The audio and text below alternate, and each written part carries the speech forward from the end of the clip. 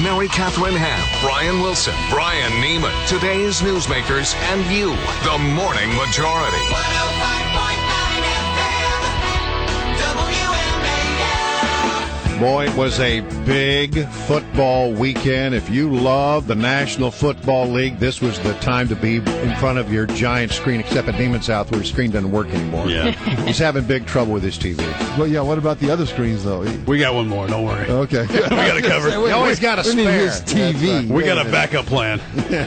Trevor Matich is with us to talk about all things NFL and the big playoff games. And I said earlier, you know, based on what I saw this weekend, I didn't watch every minute of every game, but what I saw, we might as well just, you know, go ahead and give the Super Bowl trophy to the Patriots. Because, I mean, I think... That's enough. I think they were awesome. I mean, as much as I wanted Tim Tebow to do well and that to be a good game, I mean...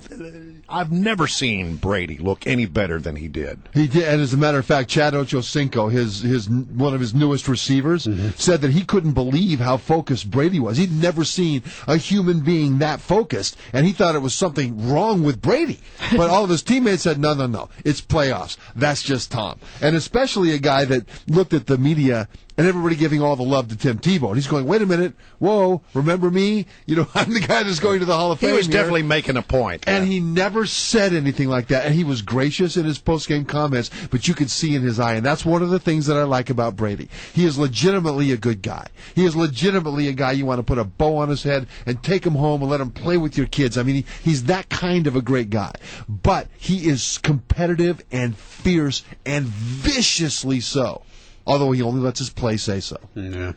The 49ers Saints game was just unbelievable. One of the all-time great games. Now, we often talk about Tim Tebow. Do we believe that Tim Tebow is a good quarterback, can be a good quarterback? That question has been out there for quite some time about Alex Smith. Do you believe in Alex Smith after the performance on Sunday? I'm inclined to believe that he is at least exceptionally lucky. But the thing is, he has had the same disorder that all Redskins quarterbacks have had over the last decade and a half. In that, in his 7-year career with the 49ers, he has had 7 different offensive coordinators. So is it that he can't play, or that he's never been allowed to learn a system and apply that system? And I tell you, when he went toe-to-toe with Drew Brees in the last 4 minutes of that game, that was astonishing. Because if it came down to, if somebody told you that Drew Brees against Alex Smith, Saints quarterback going to the Hall of Fame, 49ers quarterback considered by many a bust as the first pick in the draft a few years ago, and it will be a shootout in which 4 touchdowns will be scored in the last few minutes of the game, and the better quarterback or the more productive quarterback would win. Who would ever say that Alex Smith would outduel Drew Brees? But that's what happened. All right, give me something to work with here. We can't have all this just hand the trophy over to the Patriots. Surely the Ravens can pull off something here. Well, they might. Now, that's interesting because the thing about the Patriots in that game against the Broncos was their defense. People say that they shut down Tim Tebow and the Broncos offense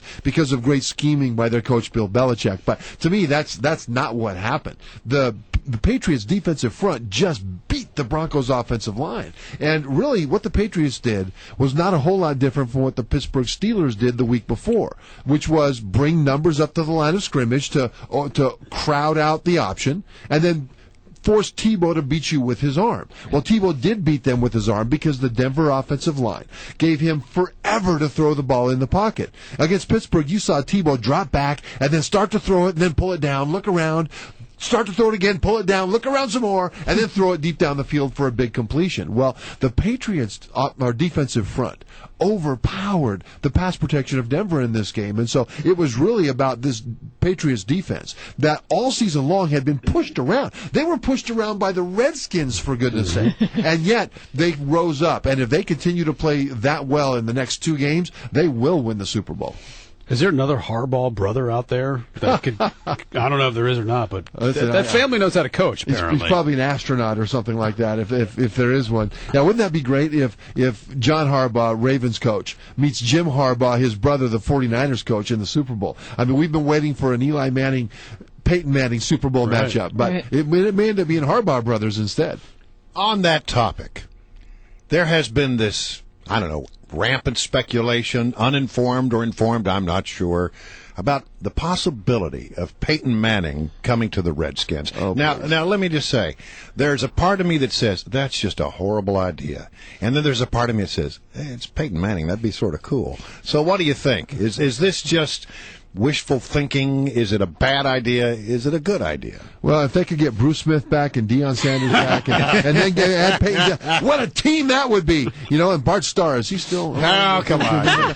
Do you think is he healthy enough to play another season? Well, that's under some the question. right? And obviously, they wouldn't have him unless he could pass a physical. That would be part of the consideration on whatever they do. The thing is, though, he would come at a cost, and that cost could be draft picks.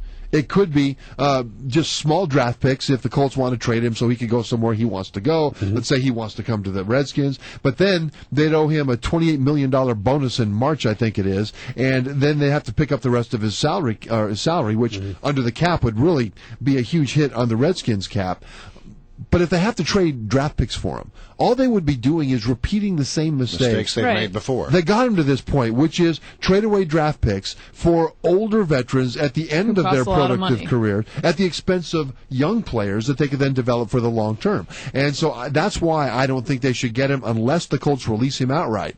And they can get him for just money and whatever they can sign him for and not have to trade for him. Look at the Houston Texans. Really, if their starting quarterback, Matt Schaub, had not gotten hurt, I think they would have beaten the Ravens. Mm-hmm. And really, the way they're playing right now, they had a good chance to win the Super Bowl because of the way they match up with everybody left in the playoffs. Well, they built that team over the last 3 or 4 years or so through the draft. Of their 25 defensive players on the roster, 15 are in their first, second, or third year within the NFL, and only one of those defensive starters is over 30 years old. Now, it took them about 3 or 4 years to get to that point, but now they're there, and they'll be good for a long time, and the Redskins need to follow that model. So if they get a guy like Eli Manning, because he's released and they claim him off waivers, okay. Peyton Manning, not Eli.